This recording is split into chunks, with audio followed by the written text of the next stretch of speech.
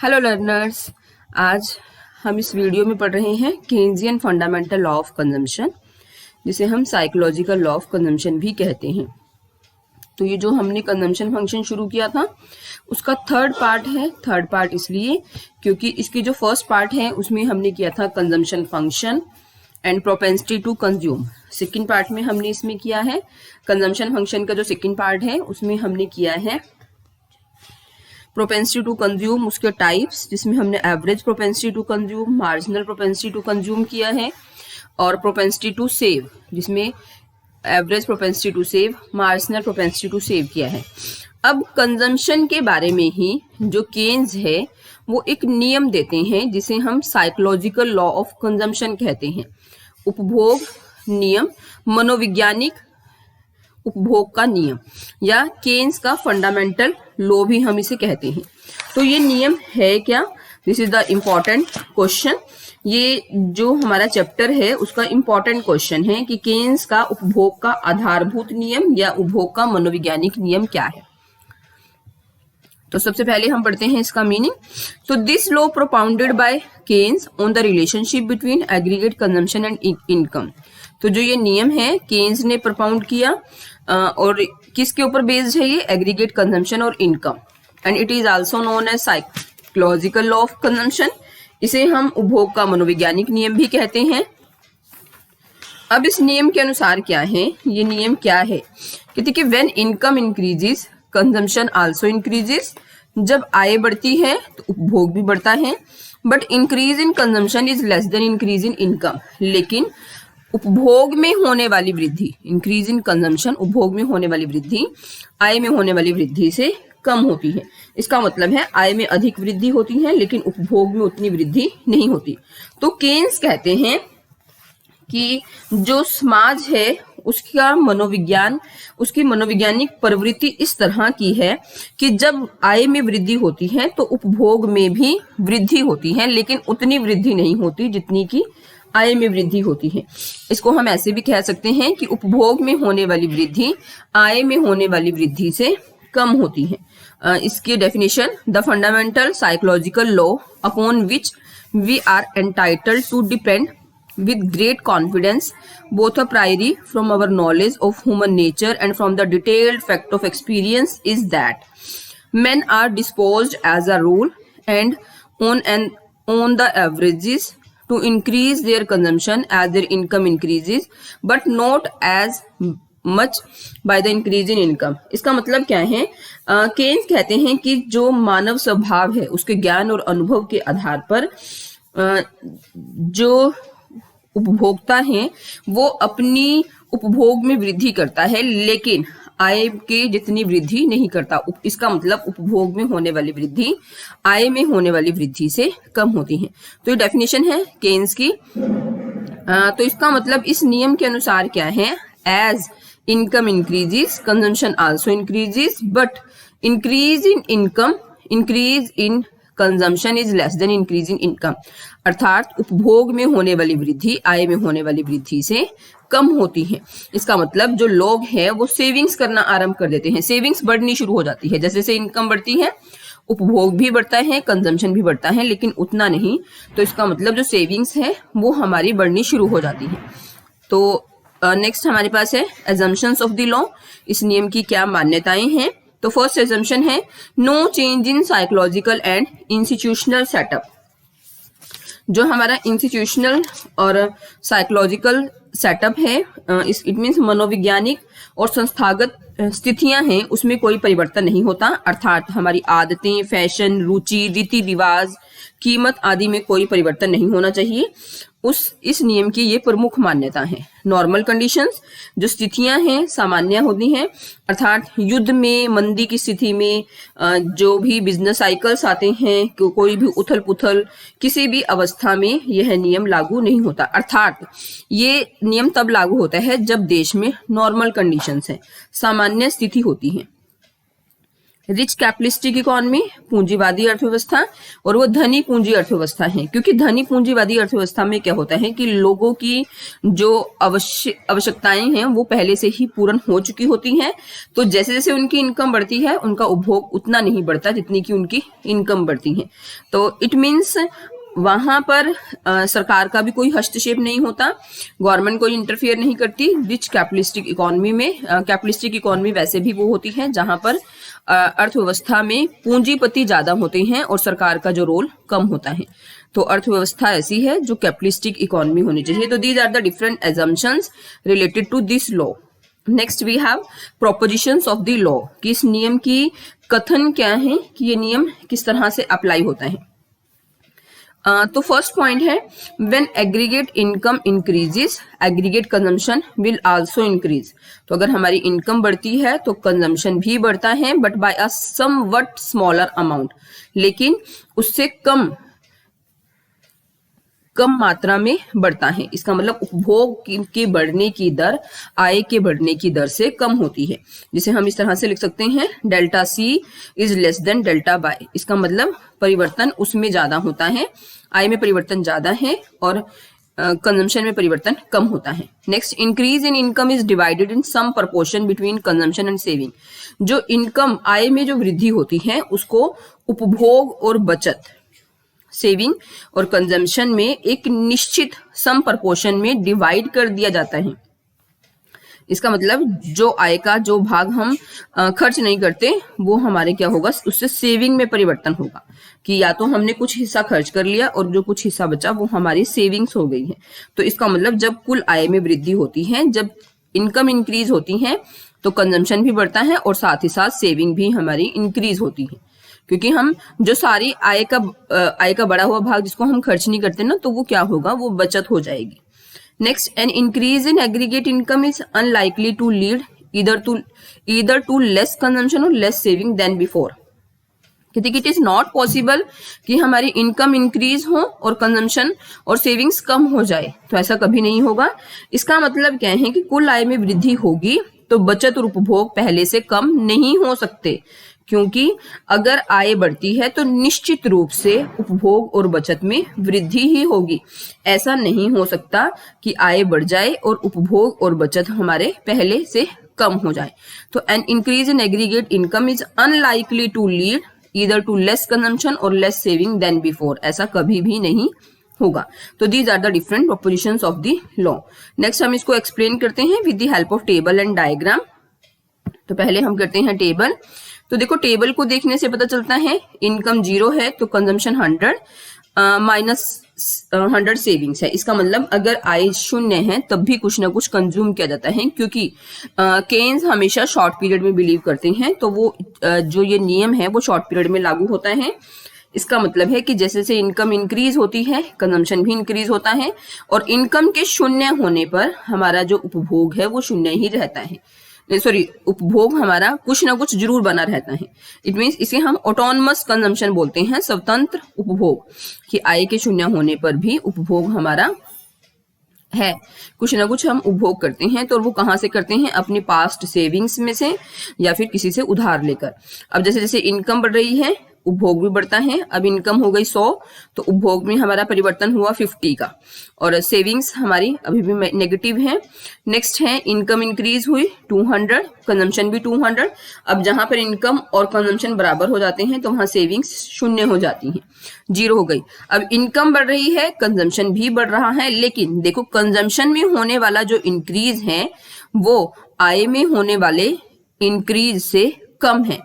Income हमारी 100 से बढ़ रही है, लेकिन जो कंजम्पशन है उसमें 50 का इंक्रीज हो रहा है। इसका मतलब कि जैसे जैसे आय में वृद्धि होती है उपभोग में भी वृद्धि होती है, लेकिन उपभोग में होने वाली वृद्धि आय में होने वाली वृद्धि की तुलना में कम होती है। हमारी इससे सेविंग्स बढ़ना शुरू हो जाती हैं। देखो पहले सेविंग्स नेगेटिव थी, फिर सेविंग 0 हो जाती है और उसके बाद जो सेविंग्स है वो पॉजिटिव होना शुरू हो जाती हैं। This is very easy question, बहुत आसान है और इंपॉर्टेंट क्वेश्चन है। कई बार फाइनल पेपर में जरूर आता है ये क्वेश्चन कि explain psychological law of consumption. Keynes का जो मनोवैज्ञानिक नियम है या आधारभूत नियम है उपभोग का, उसको एक्सप्लेन करो। तो देखो हमने देखा इसमें मीनिंग किया, एजम्पशंस किया, प्रोपोजिशंस, टेबल, डायग्राम, और उसके बाद हम इसकी इम्प्लीकेशंस या इंपॉर्टेंस करेंगे कि ये जो नियम है वो उसके निष्कर्ष क्या है, इम्प्लीकेशंस क्या है या इंपॉर्टेंस क्या है। कंजम्पशन फंक्शन का दिस इज इंपॉर्टेंट क्वेश्चन, और जो हमने इससे पहली वाली वीडियोस में एमपीसी, एपीसी, एमपीएस पढ़ा है वो सारे इसके बेसिक्स हैं, वो आपको आने चाहिए, और साथ ही साथ इसका साइकोलॉजिकल लॉ ऑफ कंजम्पशन। तो देखो डायग्राम देखने से पता चलता है, देखो अगर टेबल देखें तो हमारे पास 3 चीजें हैं, इनकम, कंजम्पशन और सेविंग्स। तो हमने डायग्राम में भी तीनों ही बनाया है। ये हमारा इनकम कर्व है जो ओ वाई से शुरू होता है, कि इनकम 0 भी हो सकती है, ओ वाई से शुरू होती है तो इनकम। अब जो ए सी कर्व है वो कंजम्पशन है। अब देखो जो ओ ए है, ये वाला पोर्शन है ओ ए, तो ये हमारा ऑटोनमस कंजम्पशन है, स्वतंत्र उपभोग है, कि आय के 0 होने पर भी हम कुछ ना कुछ उपभोग अवश्य करते हैं। और देखो अगर ओ ए हमारा स्वतंत्र उपभोग है तो जो ये पोर्शन है नीचे नेगेटिव पोर्शन, तो ये सेविंग्स है हमारे पास, ओ एस, ये हमारी नेगेटिव सेविंग्स है। तो जितना हमने कंजम्पशन हमारा ये होता है पॉजिटिव होता है आय के 0 होने पर, उतनी ही हमारी सेविंग्स आएगी।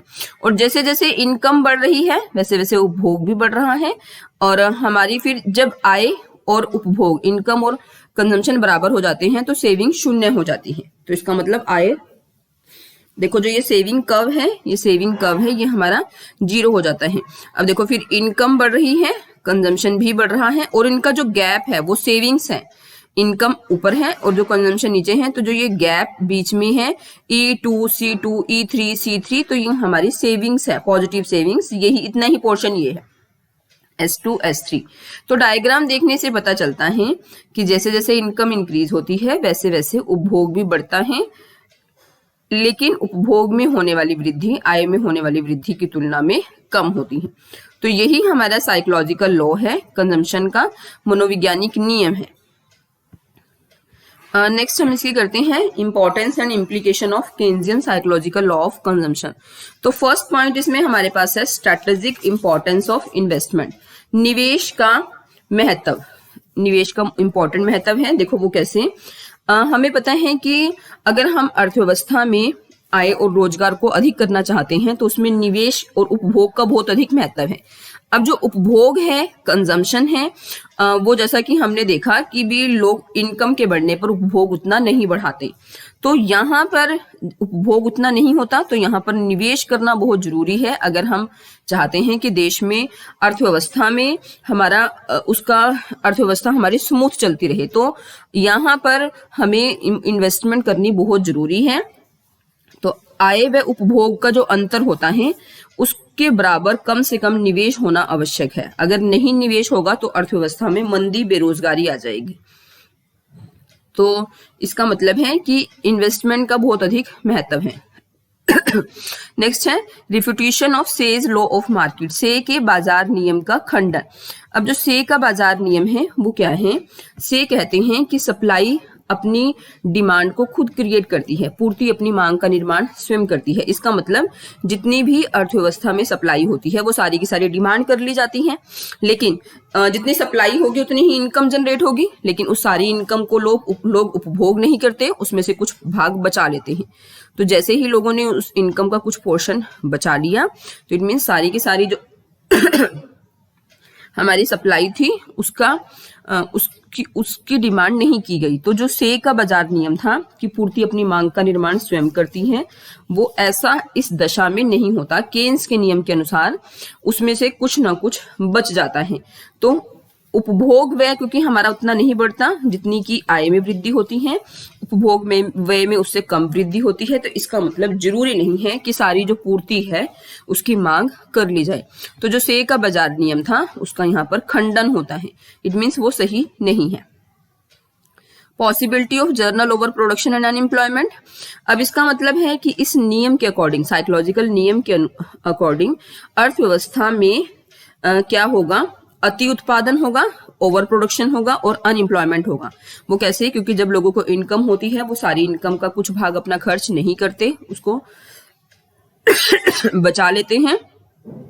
तो उस जो वो इनकम बच गई उस इनकम को वो उपभोग पर नहीं खर्च करते, जिसके कारण अर्थव्यवस्था में ओवर प्रोडक्शन की सिचुएशन आ जाती है। और अगर अर्थव्यवस्था में ओवर प्रोडक्शन है तो नेक्स्ट ईयर प्रोडक्शन कम होगा, तो उससे अनएम्प्लॉयमेंट रहेगी। Declining tendency of marginal efficiency of capital, जो पूंजी की सीमांत उत्पादकता है वो कम रहती है। वो कैसे? वो कम क्यों होती है? क्योंकि जब निवेश बढ़ता है तो उससे हमारा इनकम बढ़ता है, आउटपुट बढ़ता है, तो लोग अपने उपभोग में भी वृद्धि करते हैं, लेकिन जितनी आय में वृद्धि होती है उतना उपभोग नहीं बढ़ता, तो इसलिए कुल मांग कम हो जाती है। मांग में कमी होने से क्या होगा? जो मार्जिनल एफिशिएंसी ऑफ कैपिटल है वो भी कम होगी, लाभों की दर कम होगी, क्योंकि आउटपुट कम होगा नेक्स्ट ईयर। आउटपुट कम होने से जो मार्जिनल एफिशिएंसी ऑफ कैपिटल है वो भी कम हो जाएगा।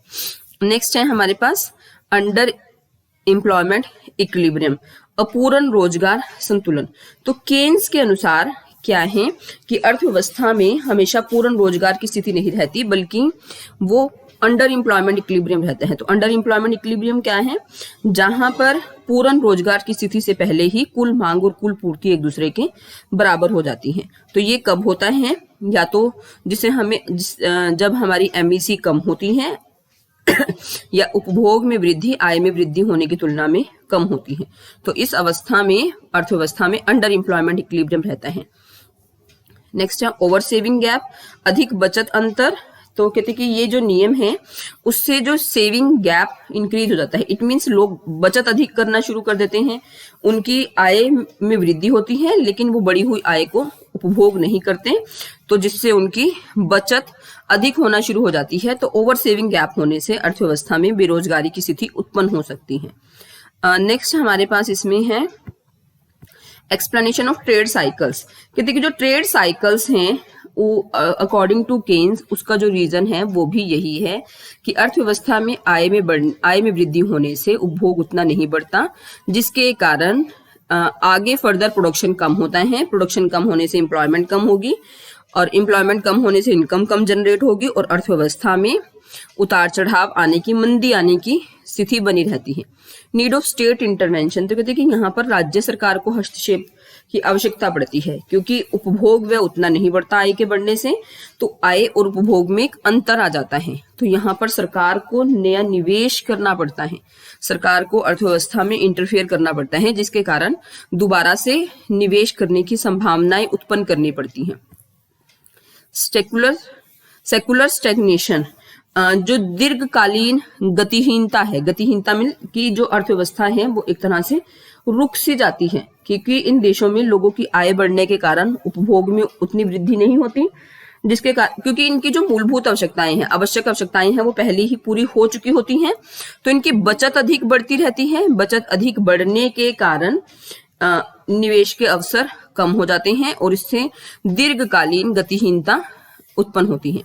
प्रोसेस ऑफ इनकम जनरेशन, जो इनकम जनरेशन की प्रक्रिया है वो भी हमें पता चलता है, हमें पता है कहते कि अगर एमपीसी अधिक होगी तो इनकम अधिक जनरेट होगी, लेकिन यहाँ पर लोगों की क्या होती है, एमपीसी कम होती है, अर्थात उनकी आय बढ़ने पर वो उतना उपभोग नहीं करते।